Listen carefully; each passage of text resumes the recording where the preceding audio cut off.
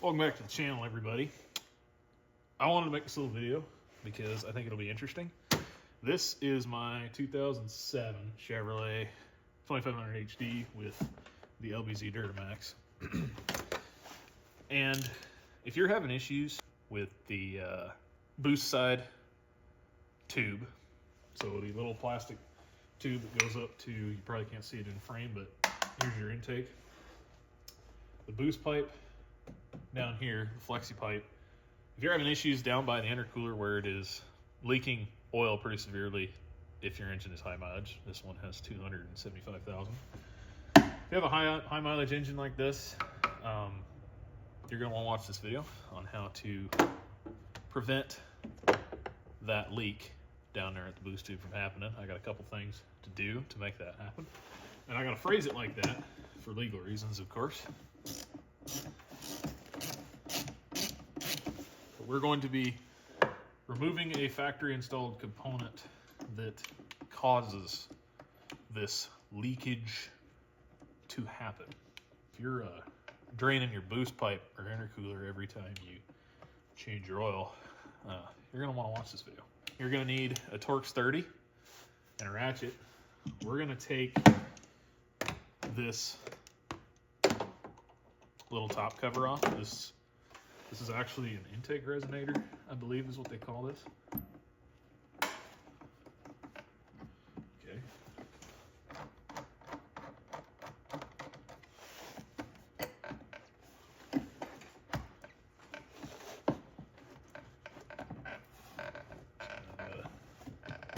Work it out of there. That's not the side I wanted that to come out of, but if you notice, if you look in here, which I've got a light, so see all that oil in there?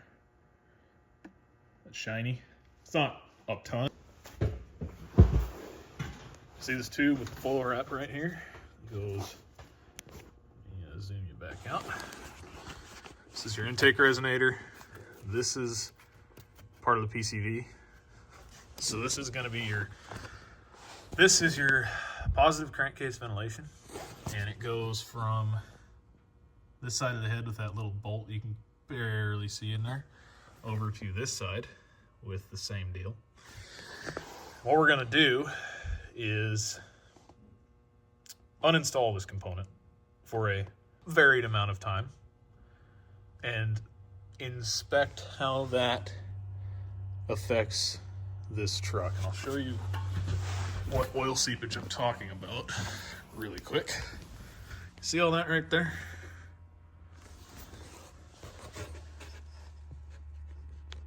All of that is from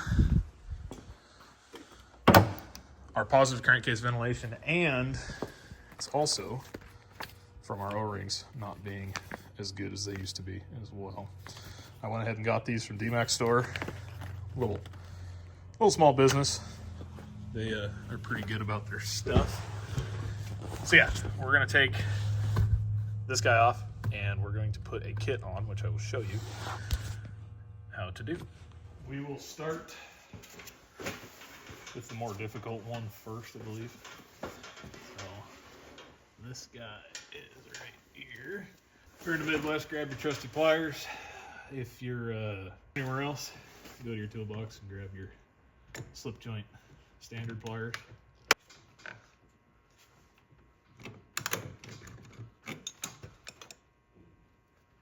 They can go, that guy's free.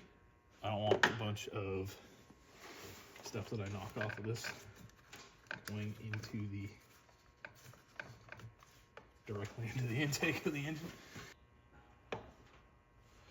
If it's really, really tightly in there, I'm gonna put some lubricant on there.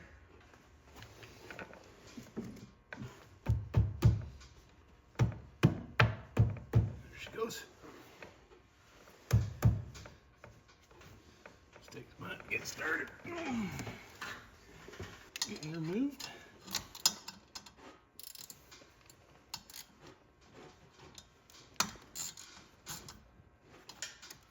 Of course, mine is easy because I have had this out before, and because of that, it is very, very easy to get to. I'm gonna go ahead and use a magnet and fish that guy out.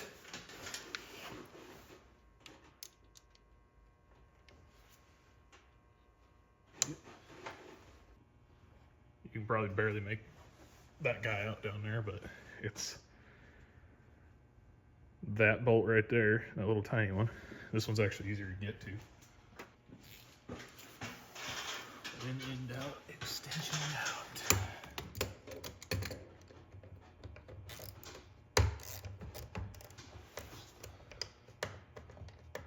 Until it pops out. Careful.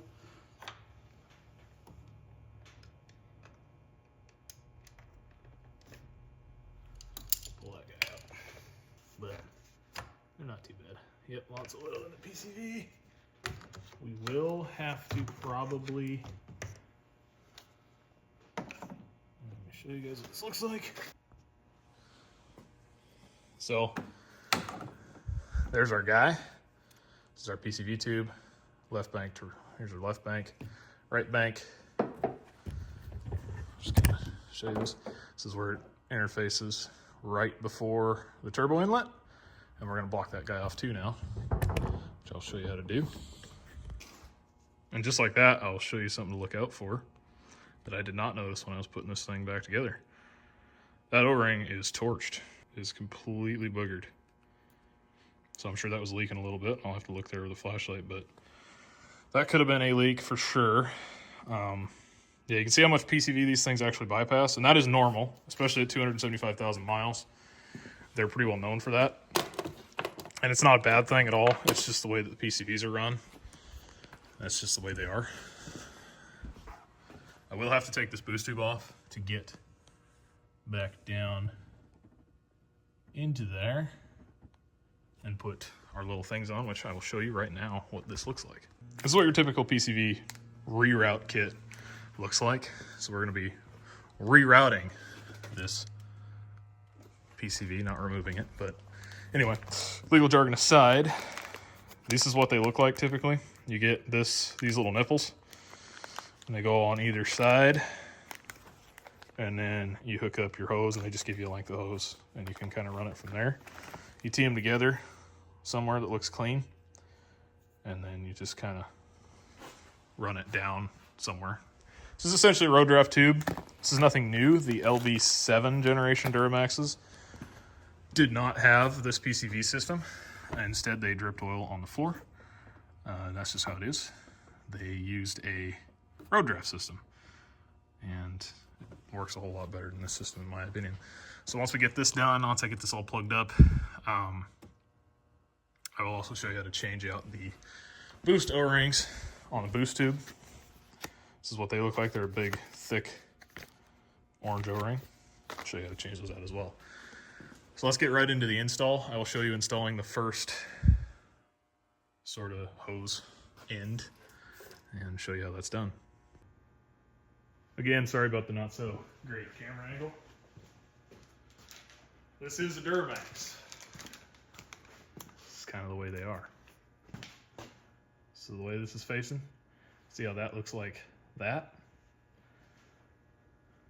That looks like that. Right there.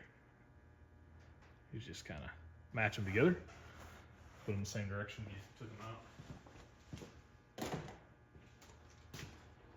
Just like that, you have a PCV reroute. Oil passages that occur when not good things happen.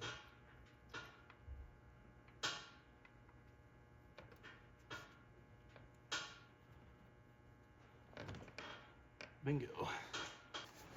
I'm gonna stick my finger down in there. Put my bolt back on. Get it nice and tight. You don't want to have to come back in here again. There you go. Same thing as the other side. Do that all over again, but this direction.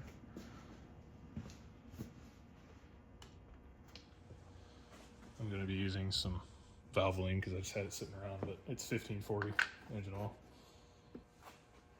And then you're just going to coat that O-ring.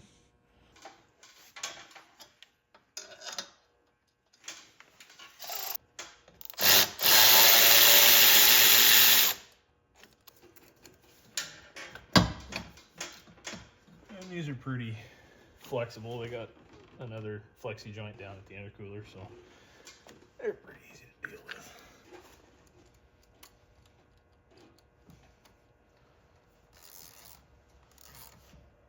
Pretty easy.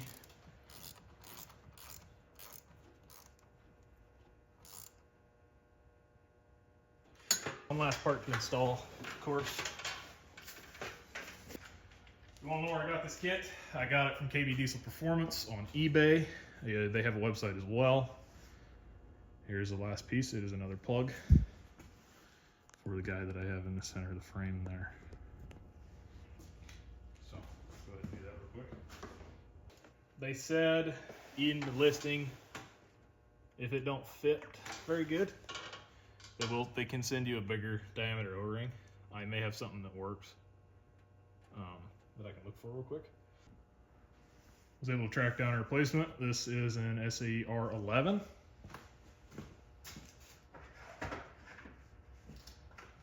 Out of this kit right here.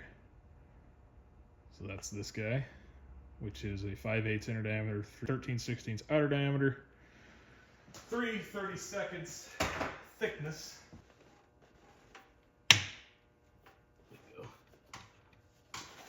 No pressure on this side, so you don't gotta worry about clamps or anything. That slid in there real nice. Right now I'm just gonna decide how I wanna run this. This decides how it looks. You don't get very much hose, so take it as you will, I guess. I'm going to run it from this outlet, tee it into that one with our T. Clamps aren't crucial in this part because there's no pressure here. If you're worried about stuff falling off, it does not hurt to put clamps on. These are barbed fittings and whatnot. They tried to prevent it as much as possible, but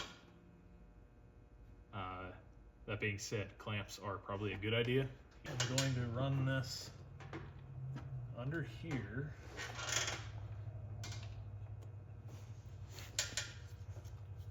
Run it from here up under here. Kind of hidden. Go over, across to underneath. It's AC line. Okay, to get this PCV routed where I want to put it, which is out the front of this rear fender, I gotta take the inner fender out, and so I'll show you guys quickly what that looks like, and then I'll pull it out myself and just get it done. And then show you guys where I'm routing the PCV hose. First thing you're gonna need is some kind of a screwdriver for mud flaps. These don't have the original fasteners in them anymore. These may have had something else, but these have Phillips head screws in them now. And then you're gonna need a small flat blade screwdriver or a body pry bar, one of those plastic or nylon pry bar things to pop these guys out. So I'll show you how that's done. Use a stubby, mainly because I'm leaving the tire in, and mainly because I'm too lazy to take the tire off right now. Mainly because I don't feel like taking the tire off right now, although that does make a lot of things a lot easier, believe me. I have done many a work to this truck. One of the first things you do is you take this wheel off and you take this inner fender out. This is just screwed to the inner fender there, but these have the special clips here. This kind of body mount, you can use these and just kind of be super careful.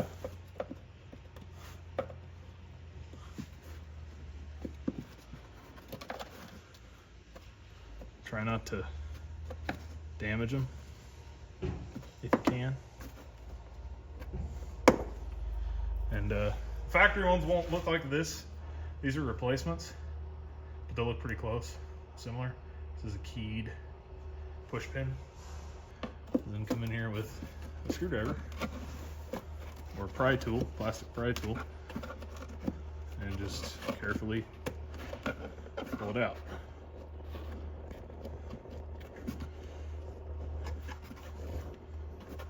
And then that's what they look like there. They got little expanding feet. Helps before you put it back in to kind of give that a squeeze.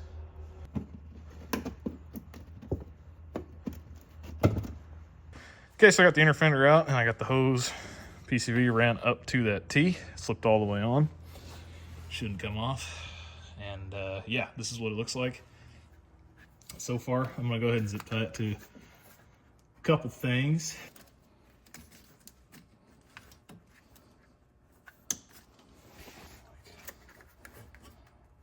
Right here. Do that.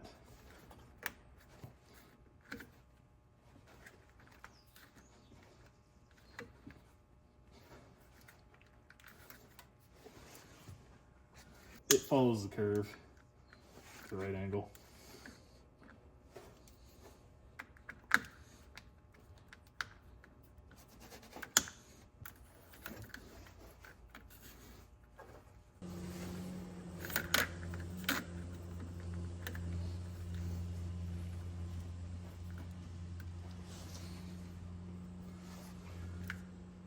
Okay.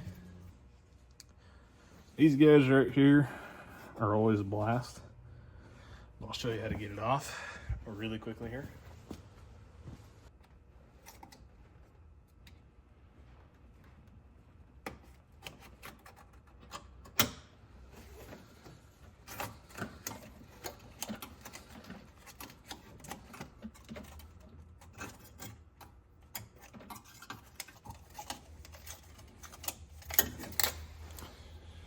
That's what they look like.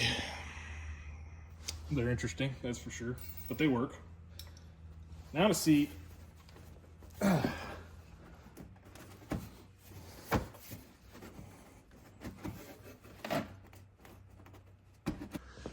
was being an idiot, and yeah, you need to take the air box out to pretty much do anything with the charge pipe.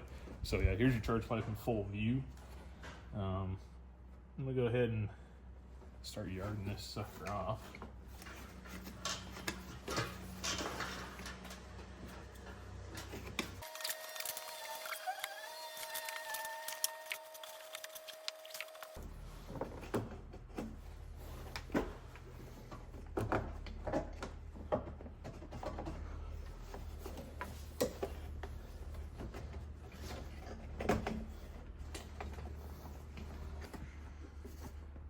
There it is.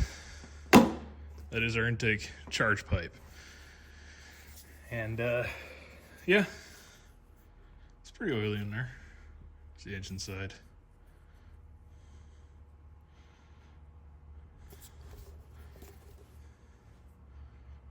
It's oily. It's been leaking from there for a while, slowly accumulating. So I'm gonna clean up all the hoses around it. And yeah, I'm gonna flip these clamps around because they were facing, you can see where they're facing right now. This is the engine side, and this is the cold air charge side, or CAC.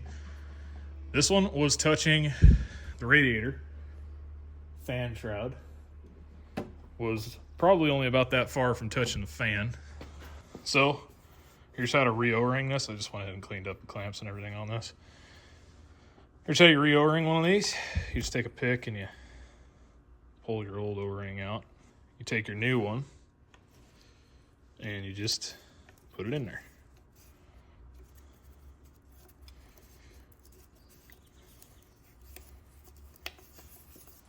Bingo.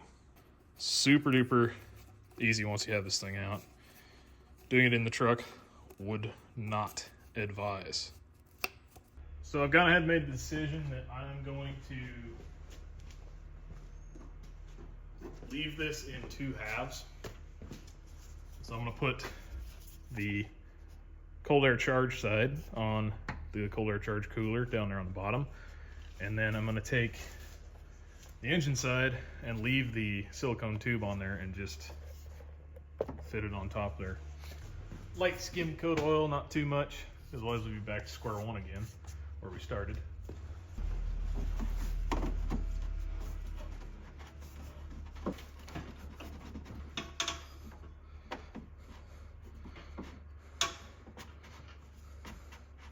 Because I knew it was going to do that. There we go.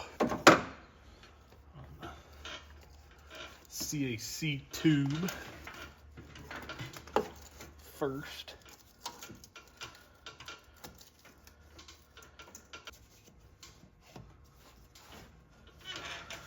Nice.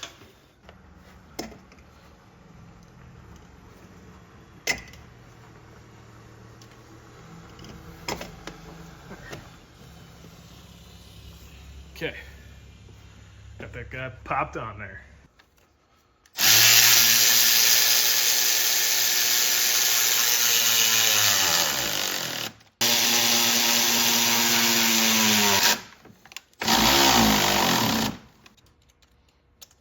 Just kind of put it on there.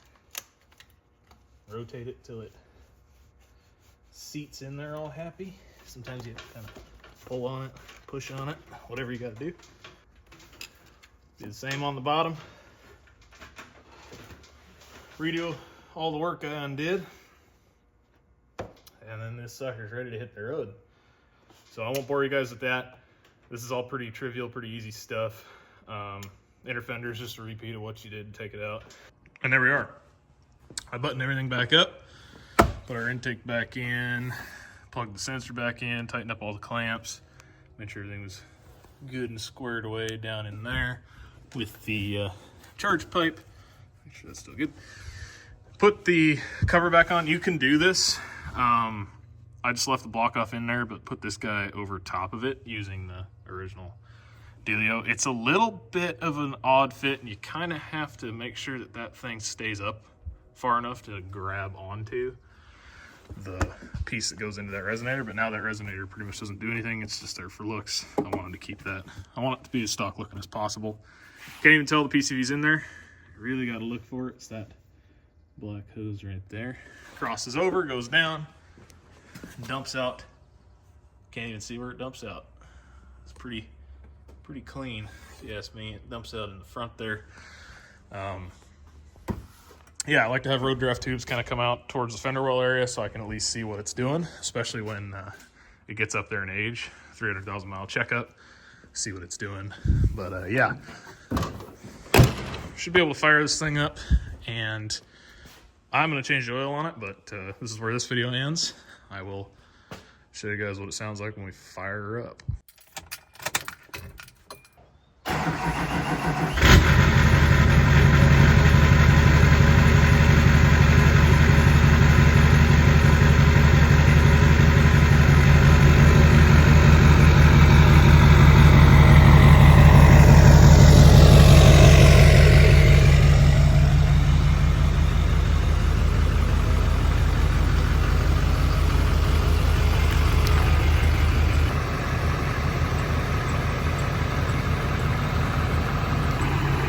Running now. Doesn't sound like it has any boost leaks. It had a little bit of a weird slow start, but it's probably just getting readjusted to itself since I unplugged that manifold absolute pressure sensor, or manifold flow sensor.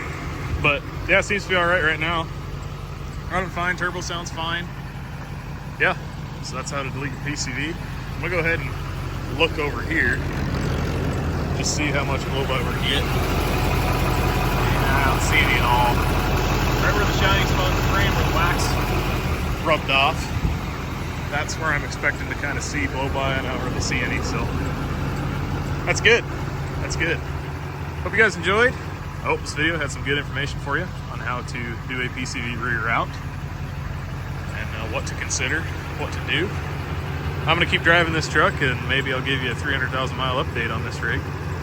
Right now it's got 275 500. I'm going to do an oil change, and then another, and I'll let you guys know how it goes at 300.